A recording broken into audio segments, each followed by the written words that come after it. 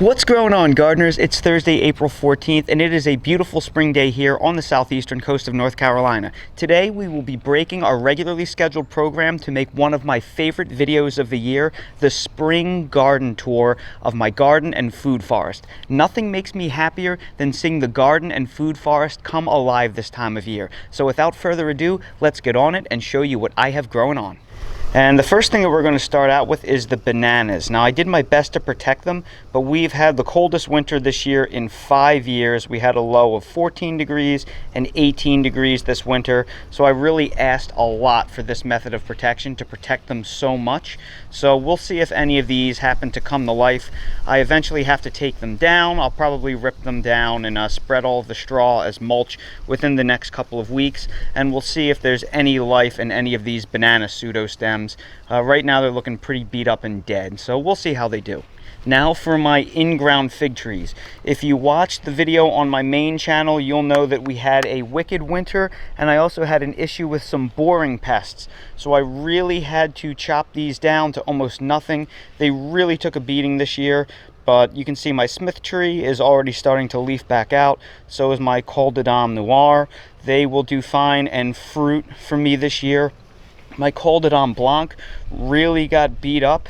I had to chop it down to almost nothing, but it's starting to already bud back out. You can see there is a bud on the top of this tree, so it will recover, but it probably will not have enough time to fruit. My Italian 258 got equally brutalized, really not looking good, but it's amazing how after only 2.5 seasons, how thick the caliper of this trunk is.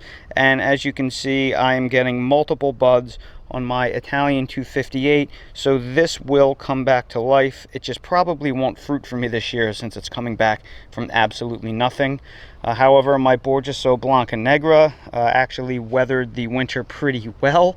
That will most likely fruit for me, and likely so will my Martinica Ramada, which actually somehow performed the best of all of my in-ground fig trees. It's starting to bud out, so I will surely get fruit off of that this season, more than likely. Here you can see a zoom out shot of everything. The trees are alive, they will recover, and most of them will do well. Then over here we have my Giambo Persimmon. This is its second full year in ground and the third season overall. I really pruned this pretty heavily, but it responded very well to that pruning. And it is starting to get branches coming out on 45-degree angles. I'm hoping that I'll be able to get fruit off of the tree this year. Maybe pushing it a lot to ask for fruit so soon. It may not happen until next year, but if I get fruit this year, I will be very happy. Right next to it is another banana plant. This is a Dwarf Orinoco. I'll have to pull all of the straw away to see if it survived the winter. Certainly the corm will, and it will grow back from the base if I don't have any surviving pseudostems. Then over here we have my newer fig trees that I planted last season. These are going on 1 year old. This was a Col de Dame Gris. It got whacked pretty good, but the core of it survived, and it will more than likely fruit. It's starting to bud out. For whatever reason, my car fig took almost no damage. It performed better than even my older fig trees. So for whatever reason, this stayed dormant the best. So it weathered the storm, and it's already loaded with leaves, and I think I'm going to have a really good season on that tree. Heartbreakingly enough, if that's even a word, my White Madeira number 1, which is one of my favorite figs, had to be chopped down, but it's starting with a pretty good, healthy trunk. It will obviously definitely survive and come back, but I don't see much activity on it yet. So that may be a lost season for one of my favorite figs. Then we have my Golden Dawn. Again, for whatever reason, this one seemed to have done fairly well. All things considered, the bulk of the cordon survived, and it's starting to leaf back out. I will likely get figs off of that. My Del San Juan Migran really got crushed. This fig, it got beat up. It had to be cut back to the ground, but as you can see, it's getting a bud out of the base right there. That will probably become the new trunk, and I will rely on that to take over. That almost certainly will not fruit for me this year, because it is such a late fig, And also my Calderon gigantina, one of my favorite figs, got killed down to almost nothing. But again, it is starting to bud out. You can see a bud in the corner there. So that one will come back for me. Then next to that is my one and only grapevine. Growing grapes here is almost impossible unless you grow native muscadines because of the horrible issues with black rot and also Pierce's disease. Pierce's disease is fatal to grapes, so you can only long-term grow Pierce's disease-resistant grapes here. This is not a muscadine grape because I don't care for them. This is an old grape bred by T.V. Munson. It's over 100 years old, I think. It's called Mrs. Munson. It is a seeded grape, but it's supposed to be of excellent quality, a table grape, a jelly grape. It's Pierce's disease resistant. It's also supposed to be black rot resistant along with every other disease. So it's supposed to be your best chance to grow an organic sprayless grape. I put it in ground last summer, so it hasn't been a full year, but just look how this has come along. I'm trellising it the exact same way I espalier all of my fig trees. It's part of the exact same setup. So all I'm doing is tying it to a wire, and look at this tree already, or this vine already. It is loaded with clusters of grapes. Again, this whole plant is only something like 9 months old, and it's producing like that. I was able to trellis it all the way up, and it will get another upper cord in there. I'll eventually put an even higher wire on there for me to trellis an upper cordon. So we will definitely get grapes off of that as long as nothing eats it or I don't have any severe disease problems. But again, really impressed by this variety already. Only a couple of months old, and it is just loaded up with grapes as far as the eye can see. I will probably have to make a tutorial on growing grapes later since I'm having so much success with this one. Now we will begin to transition away from my edible landscaping, and we will move over here to my blackberry patch. And as expected, this Prime Arc Freedom berry, blackberry right here, is just doing amazing. The vigor is off the charts. I've never seen anything like it, and it is full of flowers. Those flowers are already loading up with fruit. You can see I have myself a nice little pest in there going to town inside the flowers, but I also have berries forming. This has been flowering off and on since January, and a lot of the old blooms got killed in late freezes, but that's okay. It will grow back. These blackberries are virtually bulletproof, especially in Zone 8. My other varieties of blackberries are not coming along quite as quickly. Neither is my Tayberry, and my raspberry is barely budging, but as you can see, I need some severe maintenance to my berry patch right here. That is on my to-do list as well. Moving away from the blackberries, I'm in the process of rehabilitating what was my cold compost pile. I need to come up with a different system because it was basically just a collection of weeds and pests. So I really want to get rid of that. We're going to rehabilitate that. Then we are going to move into the furthest part of my yard. And these are all of the citrus trees that I planted late last summer from Stan McKenzie in Scranton, South Carolina. This right here is my Cara Red Navel Orange. It survived the winter easily next to these water barrels that I use to keep them warm. And as you can see, it is loaded up with hundreds and hundreds of blooms on this little tiny 1.5-year-old tree. So again, fresh graft. We had a bad winter. This is a freshly grafted tree, and it took the cold no problem. So I'm very happy with that. Then right next to that, we also have the Meyer Kumquat. This is a sweet kumquat. It fruited for me already last year. I pulled all the kumquats off and ate them because I wanted it to focus its energy into putting on new green growth. And that's what you see up here. These are all brand new leaves. You can tell because they're nice and deep green, whereas the other leaves on the bottom are starting to yellow a bit. They are going to naturally drop. Citrus naturally drop their leaves in waves throughout the season. So it's going to go through dropping its old leaves and replacing them with new leaves. Then right next to it, I have my Brown Select Satsuma, which is very similar to Owari, just about 2 or 3 weeks earlier. It is very cold hardy, down to about 12 degrees Fahrenheit once established. And as you can see, it is full on covered with blooms from head to toe, if it had a head and toes. Just looks great, incredibly healthy, and I'm going to have to heavily thin all of this citrus this year because it's going to overbear, and the trees are so young, they probably will only be able to carry something like 3 to 6 fruits to maturity, except for the Kumquat. That can hold a little bit more because they're such small fruits. But the Cara and the Brown Select will have to be thinned to 3 to 6 fruits the first season. Then we will turn our attention over here, and I will show you my Pawpaw Trees. These Pawpaw Trees are going on their second full season in ground. They are grafted pawpaws, and they haven't grown much because trees like this take a little while to grow. I got them as very small seedlings, but they are already starting to bud out. Pawpaws are native to the United States, so they deal with our late frosts and freezes that we get on this continent by budding out very late. And despite it only being going on its second full season, I had an amazing discovery.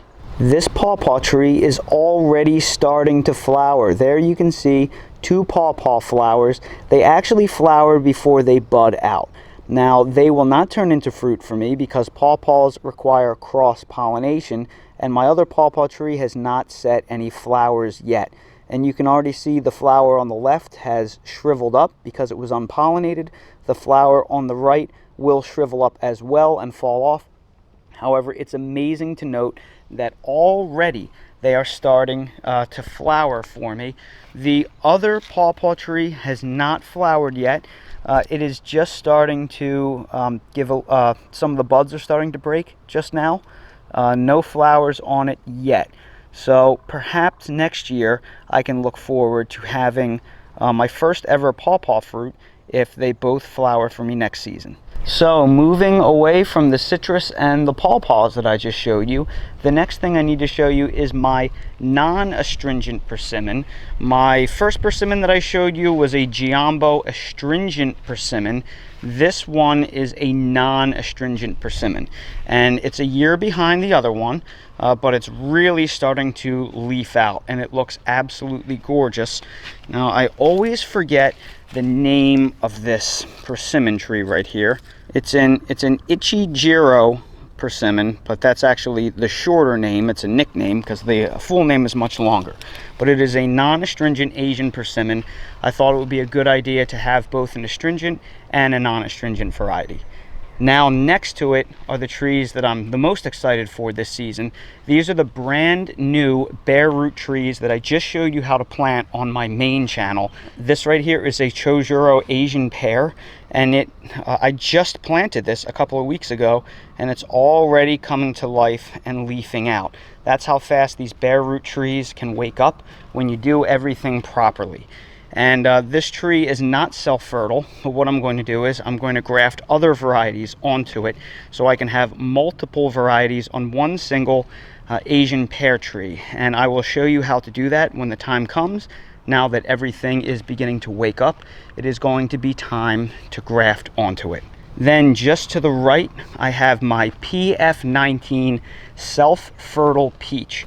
And man, oh man, did Cummins Nursery give me an amazing tree for around 30 bucks. This thing is a monster. It has a caliper of over an inch, and it's just a beauty. It is leafing out. I'm going to espalier this, and like I said, it's self-fertile, so it does not need a companion. Then next to it, I have one of my apple trees. This is the Wine Crisp apple tree. Again, it's already starting to leaf out. Just an incredibly generous, nice tree for about $30. Can't really beat that. And then next to it for cross-pollination, I have a Sundowner tree, also known as Crips Red. It is the sister tree to Crips Pink, which is better known as Pink Lady. Excellent quality Crips Pink fruits get marketed as Pink Lady, which I'm sure you've all heard of. Well, excellent quality Crips Reds get marketed as Sundowner. So hopefully this winds up being a good tree. It's heat tolerant, so I'm hoping it does well in my hot, humid Zone 8 climate. So I'm going to move over here, and you can see how my edible landscaping is all coming along on this side of the yard. Eventually I'm going to extend the brick facade. So I like to have a raised bed mulch garden around all of my fruit trees, so that will be the raised bed aspect of this area. Now we're going to move on to the queen of the garden, which is my Owari Satsuma tree. It's my first in-ground citrus, and it's covered in thousands of flowers. Look at this. It is just out of control how much it's blooming. I'm going to have an amazing Satsuma season this year as long as everything goes according to plan. It is budding so incredibly that I'm really going to have to thin this thing down, because there's no way it's going to be able to support all of this fruit. It's just out of control. Blooms as far as the eye can see. It went through an alternate bearing season last year where it only bloomed and bore fruit on the left side of the tree over here, and it still gave me 100 oranges. So it's going to really make up this year by possibly producing hundreds, and we'll have to thin it in order to compensate. Then over here is my avocado tree. This is my Lila semi-dwarf avocado, and what's amazing about this tree is how intensely it flowered. This has been flowering since late February, and it is still putting out flowers. It has flowers there, it has flowers here, it has flowers forming in here. Flowers are still forming up top there, if you can make it out. It's really amazing. I've never seen it flower so long. So it's going through basically a 2-month flowering cycle with no end in sight. And it began here on the bottom of the tree. These flowers finished their cycle about a month ago. And it's really hard to see, but those flowers right there, they're actually starting to fill up with avocados. Avocado flowers and the fruits when they're young are extremely susceptible to being knocked off, so I have to be very gentle when I do this. But there's an avocado there. All of the flowers here, which are really hard to see, they have little tiny green avocados that are forming inside of them. The flowers that you see back here, the reason why they haven't dropped off yet is because they are loaded with avocado fruits. So whether or not this tree carries them to maturity is a wholly different question. It's fruited for me every single year since I got it. It's incredibly prolific. It just hasn't been able to carry them beyond the size of a golf ball. So we will find out this year. Will this be the year that I actually get to eat an avocado off this tree? I sure hope so. Then next to the avocado tree, we have my Meyer lemon, and this tree is just the most incredible citrus tree next to my Owari Satsuma. Again, hundreds if not thousands of blooms all over the place. This has been blooming for over a month, so many of the blooms have dropped off at this point because now they are starting to turn into fruits. And you can see some of them starting to form back here. It's starting to set lemons. So we are going to have one heck of a lemon season this year. I'll give you a little zoom out of this bush so you can see just how incredible it is. I'm able to maintain this at about 4 feet tall. I'm going to prune it back every year so it's this size, so it'll be really easy to protect during the winter. It is an amazing, delicious lemon. It's probably the best lemon out there. And actually, I still have a few lemons that are under here. There, you can see one right there. They're the size of grapefruits. They're just enormous. So I have to finish harvesting my last bit of lemons so it can focus on maturing the fruit that it has set this season. Then next to my Meyer lemon tree are all of my container figs. I have to put this out into the main area, but I'm going to rehabilitate my main weed barrier area this year with a different trellis system and with drip irrigation, so it's kind of on the back burner. And they're doing so well right here that I don't feel the need to move them as of yet. They are all leafed out. They're way ahead of my in-ground trees because I was able to move them to this protected area so they weren't subject to the frosts later into the season that my in-ground trees were. Next to that, I have all of my coffee trees covered in hundreds and hundreds of coffee beans. I keep promising that one day I'm going to make a video on growing coffee, and I will do that one day. One day, I promise I will, once I get around to it. And then I have some additional citrus trees that I'm going to add into the garden this year, like this sugar bell that I got from Stan McKenzie at McKenzie Farms. And then I have one of these Ichang lemons right here, but it's seed grown, so this may take a long time to really get going. As I mentioned, the area that I normally put my container garden, that has to be worked on. I'm going to install a new trellis system, so I haven't moved my container plants to this area just yet. However, I will briefly show you all of my fig trees that I started from seed as part of my fig breeding experiment. They are doing fantastic. It's almost time to up-pot them. Next to them, I have some Province quince rootstock that is going to be the basis for grafted loquat trees that I'm going to graft. That'll be a whole different video one day. Here is my overwintered pepper plant that I showed you how to prune. This is going on the 3rd season. And then I have some pepper seedlings that are getting ready to go out into the garden, as well as some leftover tomato seedlings that I haven't done anything with yet, but I'll find use for them because I never like to let any seedlings go to waste. Then here I have some potatoes that I grew from store-bought potatoes last year. I never wound up harvesting them because they didn't get very large since they matured in November. So I decided to just leave them in there to resprout in the spring. And I've done nothing, and they are resprouting in the spring exactly as planned. Eventually, I will get the container garden going up this teepee that I built for my garden last season.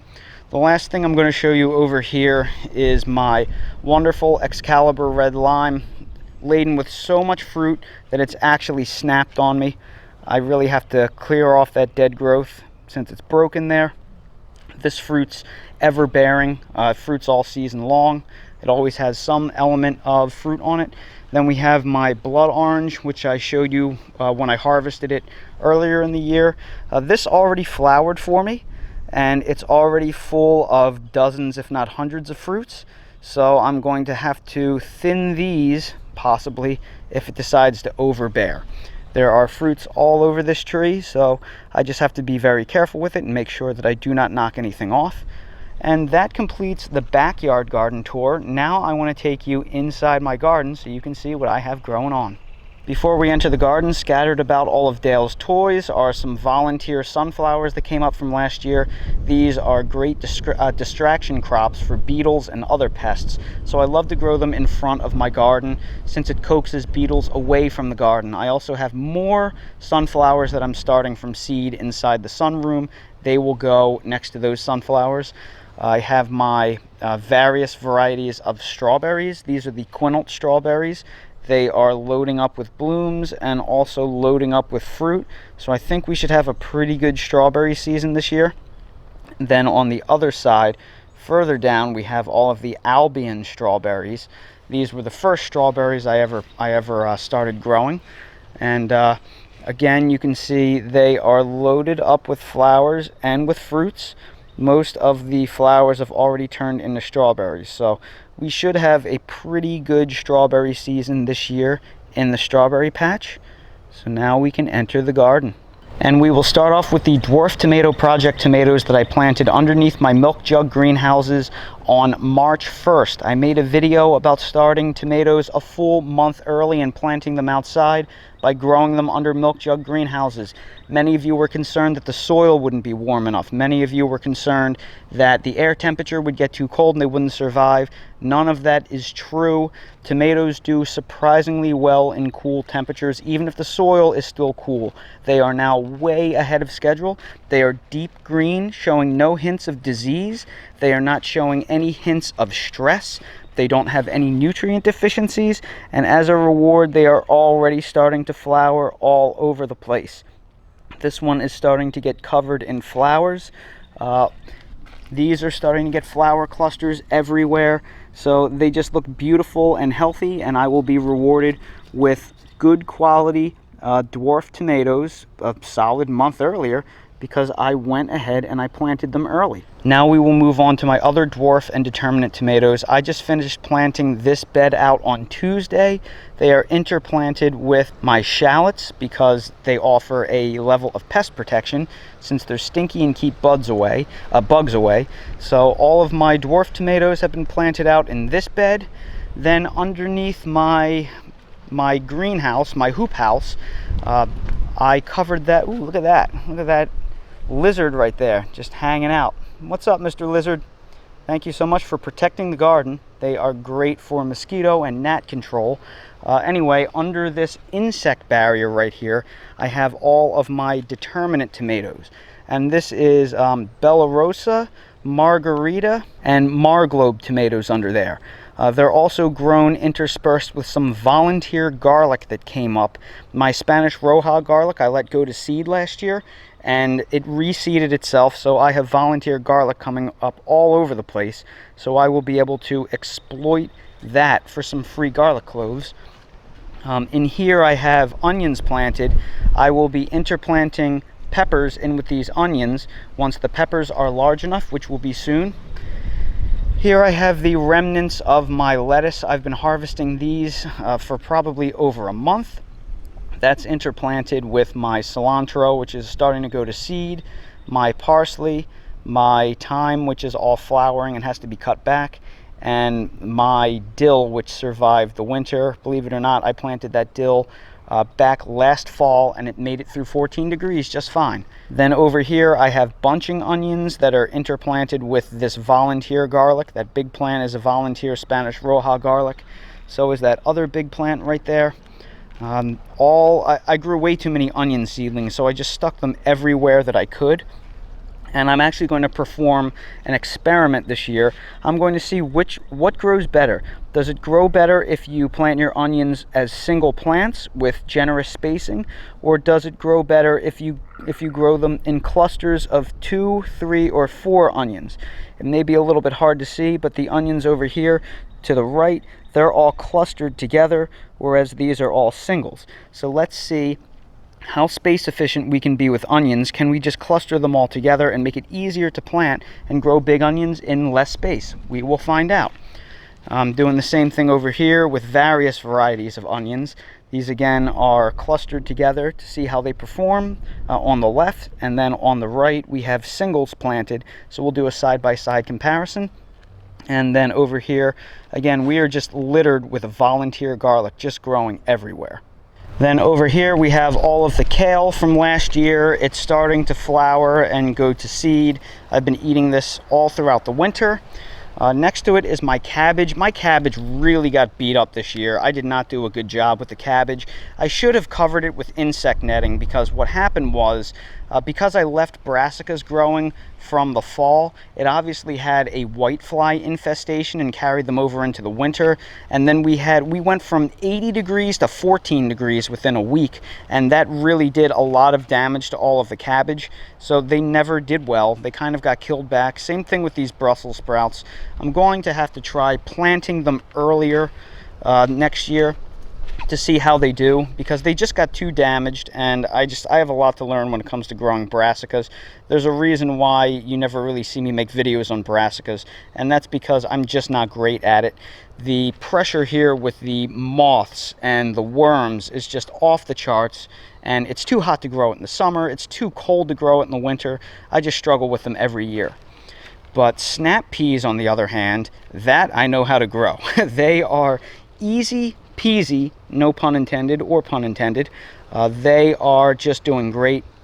We'll probably be eating off of these within a month, because once they start flowering, they start producing pods very quickly. And the reason why this bed is mostly open right here is I'm going to direct sow string beans next to it.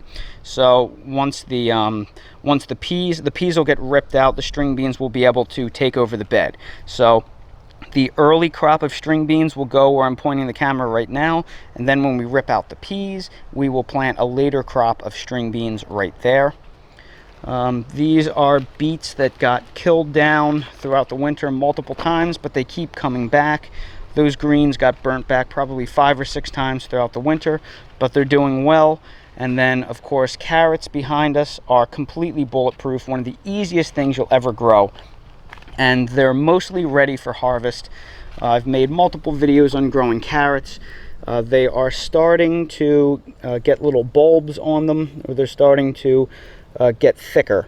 And at this time of the year, they're just so sweet, and I just love growing them because they're so easy. Then we have my asparagus patch, which I did take a small harvest of the asparagus a couple of weeks ago before a potential frost. Now for the rest of the year, I'm just going to let them continue to flower. Since they're only on their second season, all of these ferns are what photosynthesize, so I need them to absorb as much sunlight throughout the year as possible and feed those asparagus roots and get them nice and big so we can have a full harvest next year.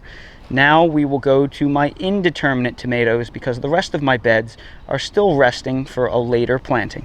Last year on my main channel, I showed you that I was going to interplant my tomatoes with garlic because the garlic helps keep pests away. So that's why you see everything spaced the way you see it.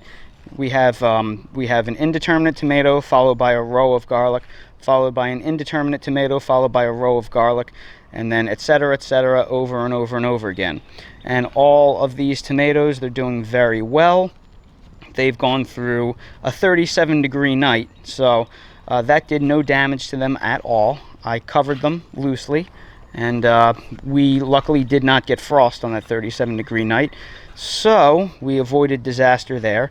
But everything looks pretty good for the rest of April, knock on wood. We're way past our 90% frost date, so as long as we get a winter that isn't a freak 100-year thing, we are good to go. Again, as usual, I have way too many indeterminate tomatoes planted. This is going to be a lot to maintain, but they are just so much fun, and they're kind of the quintessential garden vegetable that everybody has to grow. That's why they're the most popular garden vegetable in the United States and in much of the world. So that right there is everything that I have planted in my garden at this point this year. So now that I've showed you everything in my garden and everything in my backyard, I want to take you to the front yard to show you what I have growing on. And on the east side of the house, we're going to start off with all of my blueberry plants that I'm using as edible landscaping. These are the rabbit eye varieties, and these were flowering in January, so I feared the worst. We had a very warm December, so when I saw them flowering so early, I thought, oh no, all the flowers are going to get killed. But they never did. They survived every single frost and freeze with no damage, and they are already loaded up with an incredible amount of fruit, considering these are their first year in ground. I mean, just look at that. And it's not just that blueberry bush, it's all of them. I mean, that is an amazing fruit set right there. So it's very important that you pair your blueberries together so they flower at the same time for cross-pollination, because blueberries overwhelmingly are not self-fertile and need to be pollinated. There are only a few self-fertile blueberry varieties out there. So these are cooking along. Very happy with that.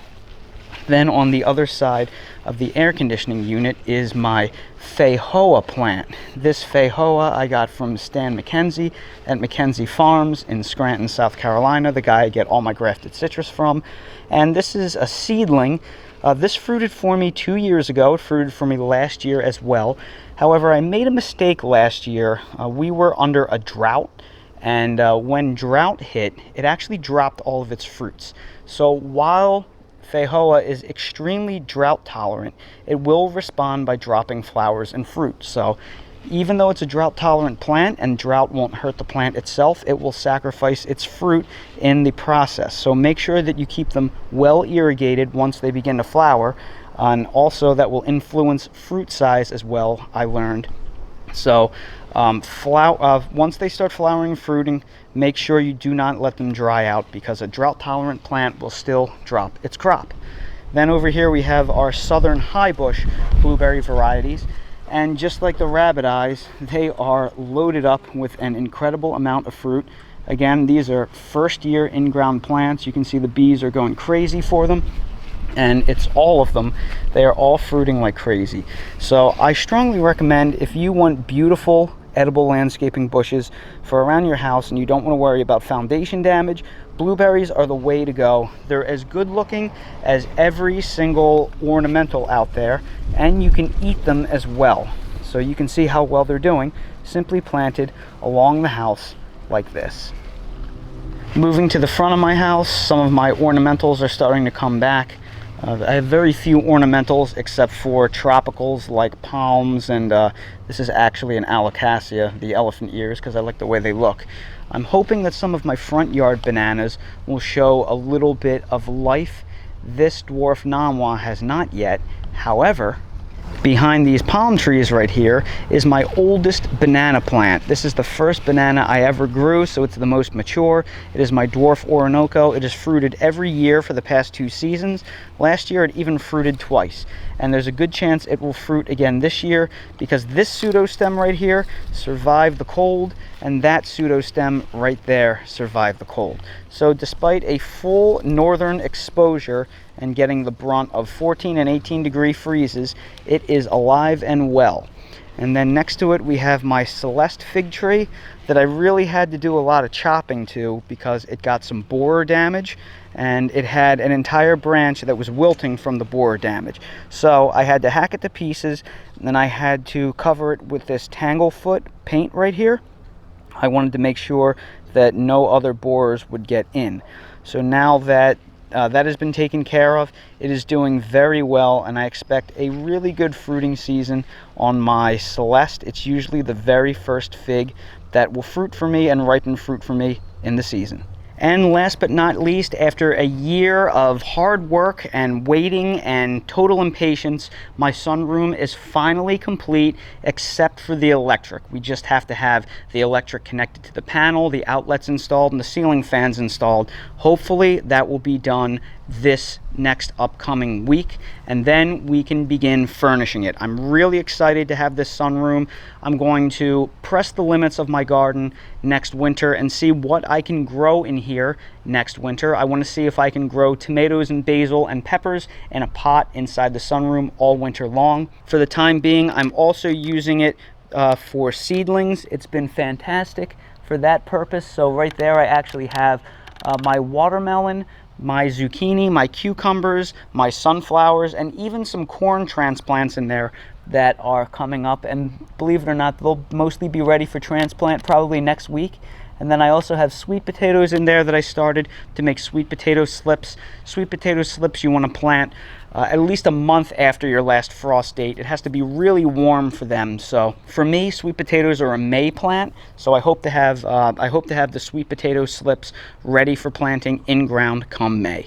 And that right there is everything I have growing on this spring right now as it stands. Now everything has just started to really bud and leaf out. So everything's mostly looking barren, but in another month or two, everything is going to be fully leafed out, and it's going to look like some kind of tropical jungle here. And I will make sure to show you the garden in another 60 days or so when all of the fruits are setting, when the harvests are starting to come in, and everything is fully leafed out and looking its best, and I can't wait for that. Now make sure you check the table of contents in the bottom of the video description. I itemized everything there, so if you want to rewind and get a name of any of those varieties of the things that I'm growing, feel free to do that. Also, if you have any questions, please ask them down in the comments below. And as always, if you're curious about the items that I use in my garden, they are all linked in my Amazon storefront link down in the video description. Pretty much everything in that Amazon storefront are things I use in real life in my garden and throughout the yard. So everything that's in there for the most part I legitimately use. Also, while you're down there, if you're interested in supporting the channel, you can order some custom merch from the Spread Shop link. So everybody, if you found this video helpful, please make sure to hit the like button, subscribe to the channel, and ring that notification bell so you're notified when we release more videos like these. Again, I appreciate you all so much for watching. Thank you for your support, and I hope to see all of you again on the next video.